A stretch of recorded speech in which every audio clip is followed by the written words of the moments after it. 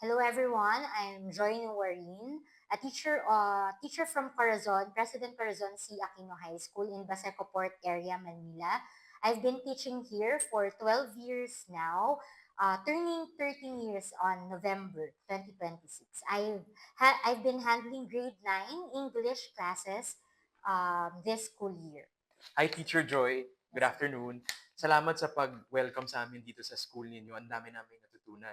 Siguro, para sa mga hindi nakakaalam, tungkol saan yung aral program?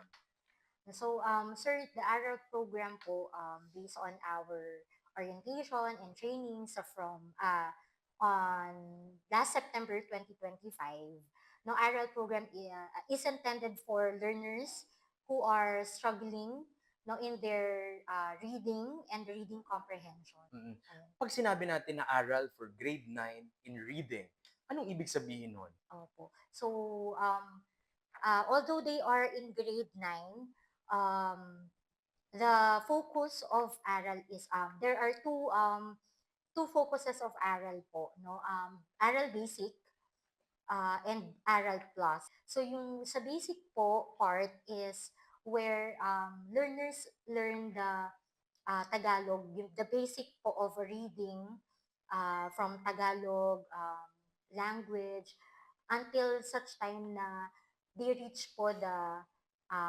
ability to read and comprehend po the English, the basic English po of English Okay. language. As a teacher, sabi mo nga 12 years ka na nagtuturo ng English, no? Yes, sir. Here in the high school. Ano yung mga lessons pag grade 9? So since last school year po ay we are still following the MELC or the most essential learning competency, and ngayon pa lang po kami, this school year 2026 pa lang po kami magta-transition sa matatag curriculum. Yung mga lessons po namin ay meron pa pong connection dun sa mga competencies last during the pandemic years. So some of the lessons po ay may kinalaman sa listening, Listening, okay. comprehension, opo, no? And then, meron po kaming mga konting grammar Okay. lessons kasi meron po kaming lesson about modal verbs, mga informational argumentative text, mostly I yung kanila see. persuasive text So po. gagawa ka ng mga essay or Yes, letter or yes, sir. speech to Mm-mm. persuade or to To argue persuade, to a argue, certain yes, point. sir. In Yun. terms of And, mga books na binabasa, ano yung mga text? Kasi when I was reviewing Matatag Curriculum, meron siyang mga iba't ibang topics, no? Yung iba Anglo-Saxon, yung yes, sir. iba Literal. Shakespeare, iba Afro-American literature, yung iba ay mga um, Confucius, Tagore, etc. Ano yung sa grade 9? Sa grade 9 po, Anglo-American. But unfortunately, yung mga previous lessons po namin ay hindi po kami masyadong nag-dwell doon. Ano ba Kasi yung mga tipo po, ng Anglo-American? Shakespeare, opo, Shakespeare. Mga ano yun, Romeo and Juliet. Romeo and Juliet, As in yung original text? hindi po, sir. Summarized lang. Summarized. Summarized version. Because we have a very limited time, Okay. 45 minutes per To teach class it. to teach What are the it. other So, Anglo-Saxon texts and authors that you are... Beowulf, Beowulf. sino pa ba yung mga Pwedeng call a Anglo-Saxon? friend. Oo nga eh. Kami diniscuss. Edgar Edgar Allan Allan, Poe. English American. Wow, ang dami. Madami po. Kaya, but since limited nga lang po yung time namin with the students, few lang yung na-discuss or na-share namin sa kanila. Okay. I only shared one sonnet of Shakespeare and then the summary of Romeo and Juliet. Kasi po, one of the lessons in grade 9 is the difference between prose and poetry. I see. Kaya we have to share ano ba yung itsura ng poetry and ano ba yung itsura ng prose. I see. Yun. So yun yung nasa curriculum natin. Yes, Pero the in most terms of essential. ano yung tinuturo natin, kasi yun yung konteksto ng mga estudyante, ano yung experience natin pagdating doon? You have to contextualize yung lesson, no? And then, limited kasi yung sources, so you have to look for...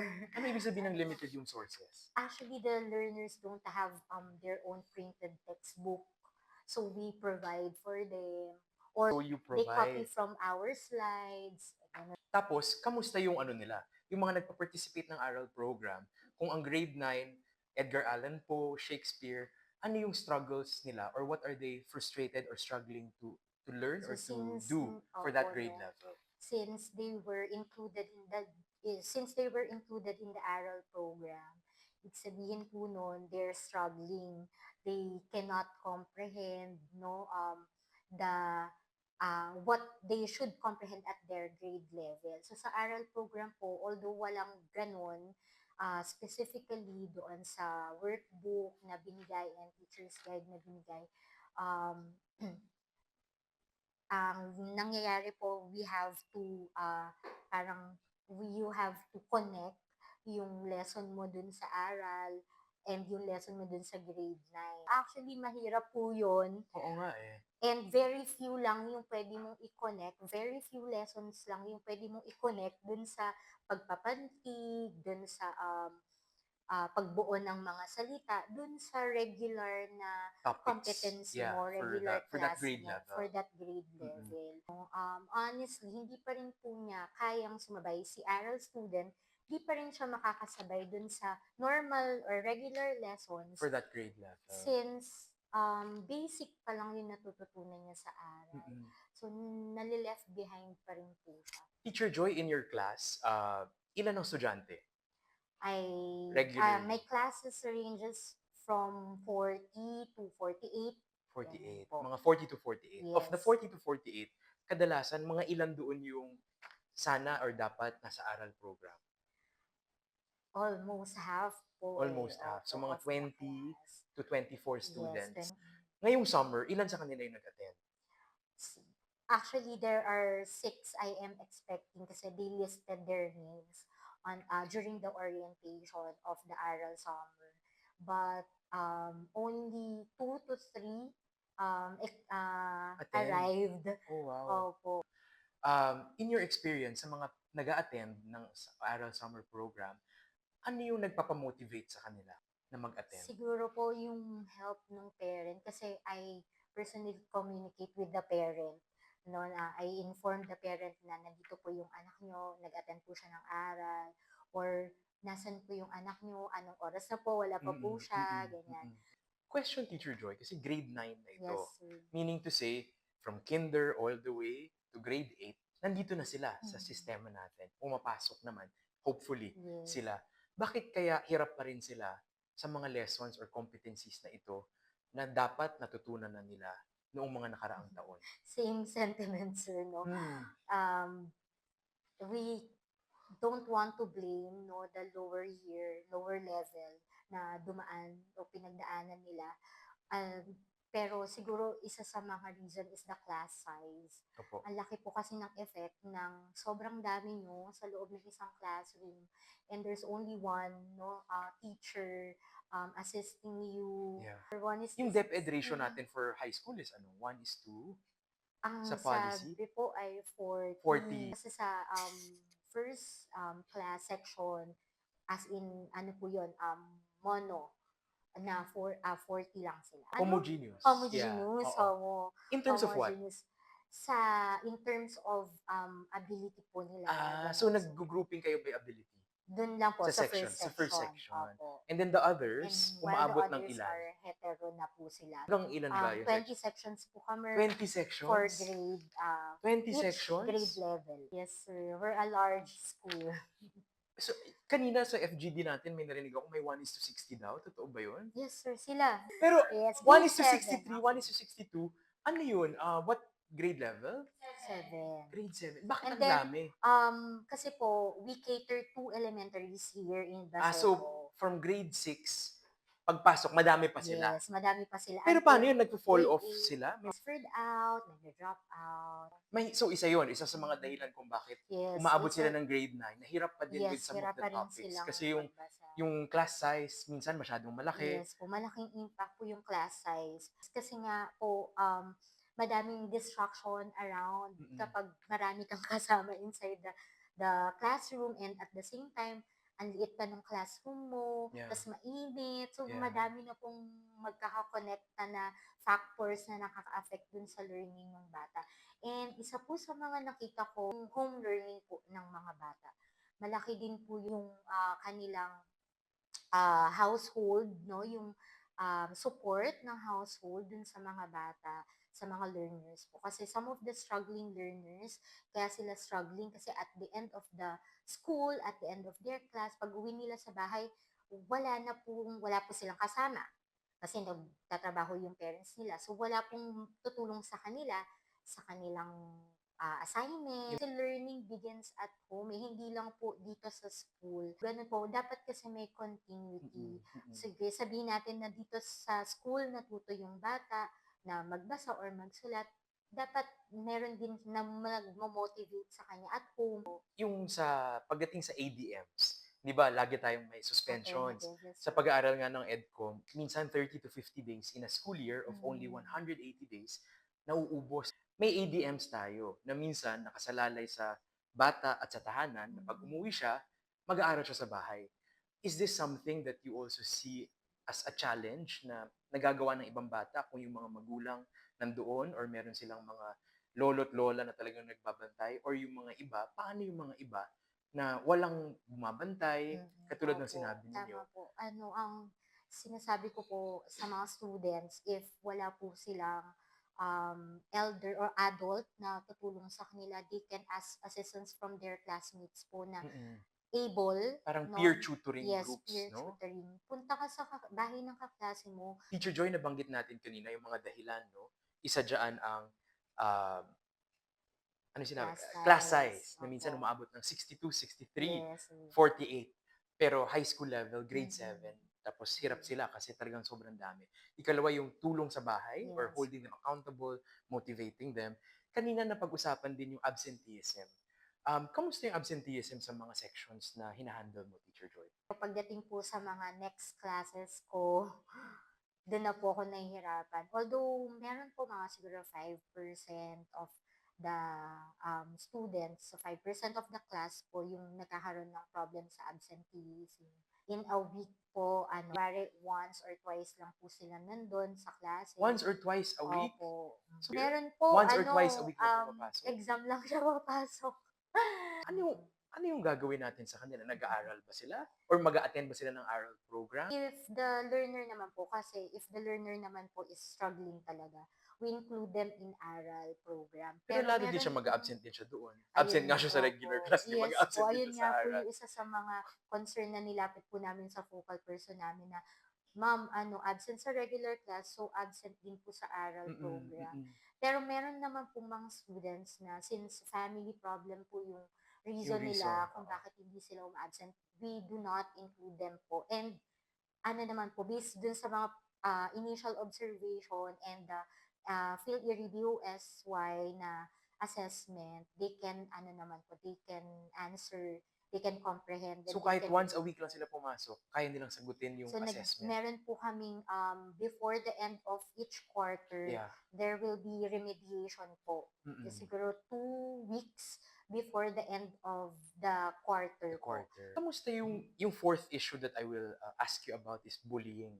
Isa din yun sa mga dahilan na kinukwento sa amin na yung ibang bata ayaw mag-participate ng aral. Kasi pag nag-participate sila, nabubully kasi ibig sabihin baka may struggle sila sa pagbabasa, minsan kinakabahan silang sumagot kasi baka pagtawanan ng mga kaklase. Ano yung experience nyo tungkol dito sa bullying program? Bullying is real po talaga inside the classroom. Lalo na kapag hindi mo siya na-address, Mm-mm. malaki yung effect nun sa learner. Yung confidence nila, mm, nakaka-crack, no, nasisira, Yeah. no, lalo na English na subject yung handle ko. So, malaki yung effect nun sa confidence nila. Although, even though at the beginning of the class, during the orientation in the classroom, I always encourage them na it's okay to make mistake, Yeah. everyone makes mistake, Mm-mm. ganyan.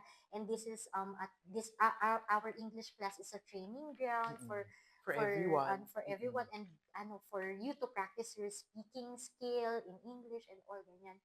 Pero malaki po talaga yung effect nun sa kahit minsan gaano ka pa sila encourage, hindi talaga mawala sa isip nila yung previews na napagtawanan sila Yeah, syempre masakit yun. while speaking or while trying to answer po. In your experience, ano yung mga strategies na nag-work sa inyong experience dito para yung mga batang nahihiyang sumagot kahit naman gusto talagang matuto at kaya namang sumagot in order to encourage them to continue studying? Meron po kaming mga rewarding Ay, ah? system na meron po kaming chips or recitation stickers na binibigay sa kanila, and then we count them at the end of the quarter.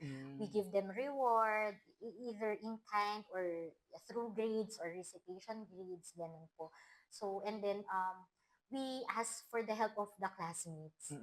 Na kasi yun yung ano nila, environment nila. Double shift ba kayo dito? Yes, So, sir. ibig sabihin, pumapasok yung mga bata, anong oras? Last school year, our classes begins at 5:45 a.m. 5:45 a.m.? Yes, sir, and ends at 12:05 in the afternoon. And then the afternoon shift starts at 12:20. Tama, Hanggang ano 12:20 until oras? 6:40. 6:40. So, pag sa regular school day, kung may aral program tayo after the school day, After. 6:40 yun to 7:40 Ano, p.m.? the afternoon shift po begins aral before. Ah, so anong Before the oras? start of 12 their noon, shift. ganyan. 11, 12. 11, Opo, okay. ganun po. Yung sa attendance during the regular school day, yung sa 1 hour of aral, ilan yung nag-a-attend, ilan yung hindi nagpapakita? Kasi po, since the maximum number of learners po no, per teacher, Yes. per aral teacher is 10 to 15. So, ako po honestly, yung napunta po sa akin, hindi po nagpakita. Yun po pala ay they're no longer participating in school. Okay. Ilan yung Wala na-assign po. sa'yo? Isa? Tapos hindi pa 10 siya... po. 10. Ilan yung nag-attend? Meron po at the beginning, 2 nagpakita, and then on the the next sessions, na. wala na po. All of them dropped out of Po, school? from different sections. Yung iba naman po failed. Failed, so ibig sabihin, they're Nag-repeat? remain in, yes, in Nag-repeat. the same level. Grade 9 po ulit sila. Sa Dalawa other lang yung... aral teachers naman po, they have persistent learners Okay. naman po.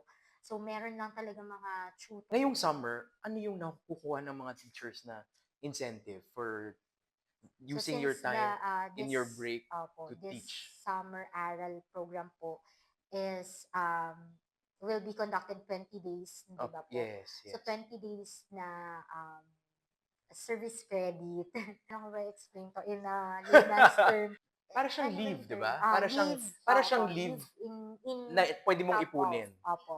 Kasi hindi In yata top alam ng of. maraming mga tao na ang Teachers, we teachers don't have leave. We use the service credit so that hindi naman po mabawasan yung aming salary. So, nakukuha natin yung service, nakukuha namin yung service credit when we come to school, even if we are not, even if it's summer vacation or pag weekend, but it's memorandized, it should be memorandized. pag wala kang service credit, That's automatic, work with no pay.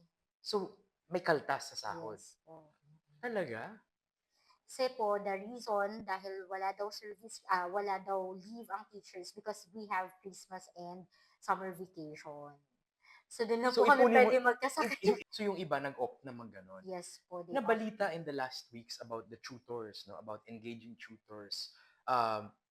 Sa inyong school, meron na bang tutors na external na na-hire or volunteer na na-engage para tumulong sa pag-implement ng aral ngayong summer? At the moment po, we still have the aral volunteer teachers. Pero So, teachers tutors, pa rin. yes, teachers Pero yung pa rin. external tutors, External tutors po ay wala. wala pa. Wala. May nasabi na ba sa inyo kung kailan daw darating yung mga tutors? Parang wala po. Wala pa. During the school year, kung may tutors, will you still decide to teach in aral? Or Kasi for me po, kasi if external tutors will have di ba, allowance, incentive. So that will be helpful po for the teachers.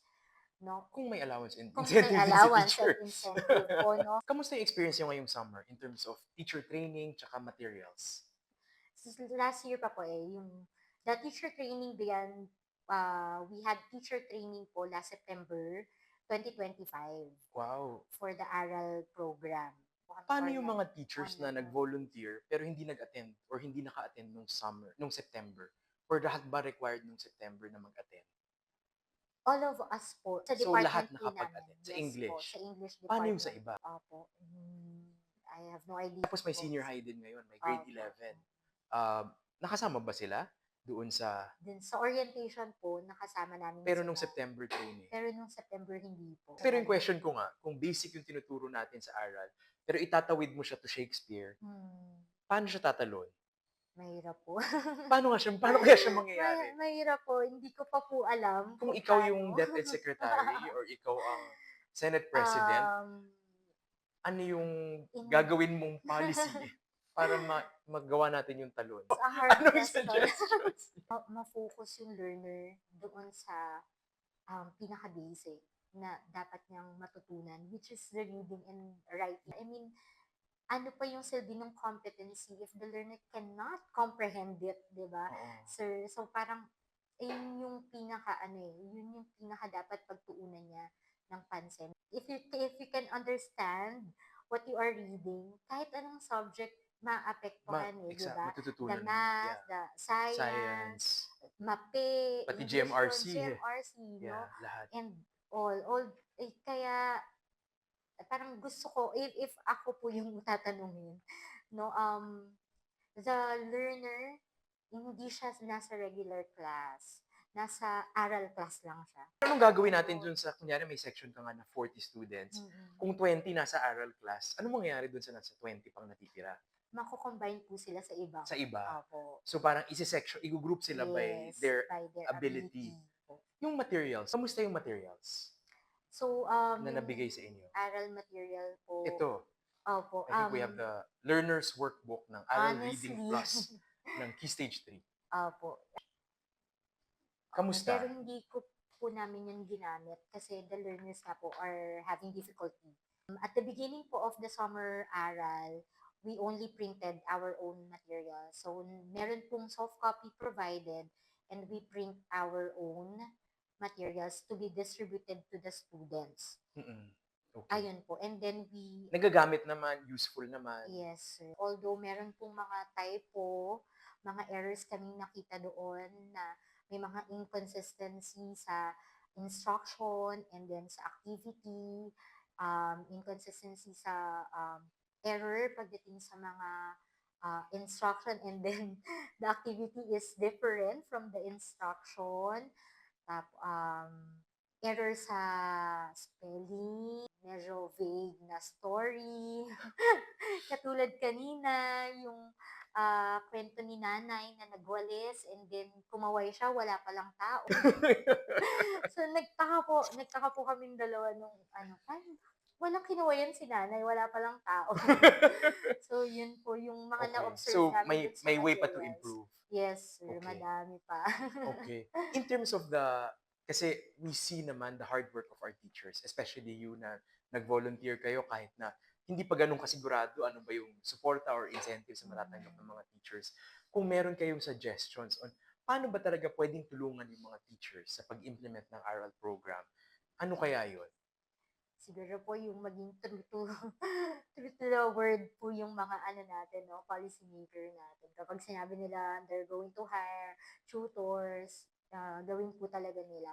Kasi malaki pong help yon, malaking tulong sa mga teachers yung magkaroon sila ng assistance sa pag-mold ng learners. Kasi di ba it takes a village to raise a child. Yeah. So malaki pong help kung magkakaroon talaga ng external tutors.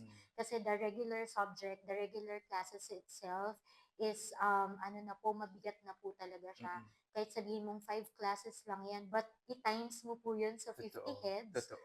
No, ang dami po, nakaka-drain po talaga siya. So, minsan talagang kailangan pong hatiin yung katawan ng teacher, not literally, to meet all the needs and demands of of our work po, no? Ganun po. So, malaking help po yung external tutors and at the same time yung assistance and support po from the LGU or the community, the barangay. Yeah. No, yung makita ng learners na tumutulong yung barangay namin, Tulong-tulong lahat. oo. And yung parents nila makita na ginising sila sa umaga, nag-provide ng breakfast for them Mm. or baon for them. Para maengganyo sila Maengganyo, na lahat ma-motivate sila na part, nagtutulungan yes para po, part makapag-aral sila sila. ng malaking community na Yes, ano po, may connection sa bawat isa. yes. Ganun yung Sana nga mangyari yun, 'no? May karanasan ka ba or experience sa isang estudyante na nakita niyo ay talagang nakahabol siya, ay talagang nakatulong yung aral sa kanya?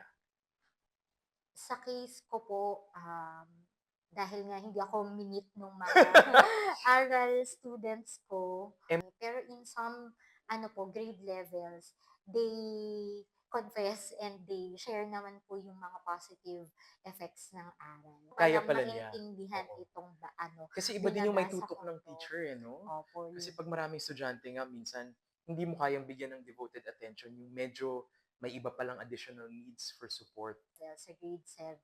So, sila po yung mas nangangailangan ng assistance, no? Kasi transition from the elementary to high school, na-shock sila na ganito pala kahihirap yung mga lesson sa high school Any last message, Teacher Joy, for for everybody. everyone? Siguro aral program itself has a good intention and it has a good goal. Maganda po yung goal and targeted ang goal ng aral Yes. program, no? The reading itself, the literacy itself.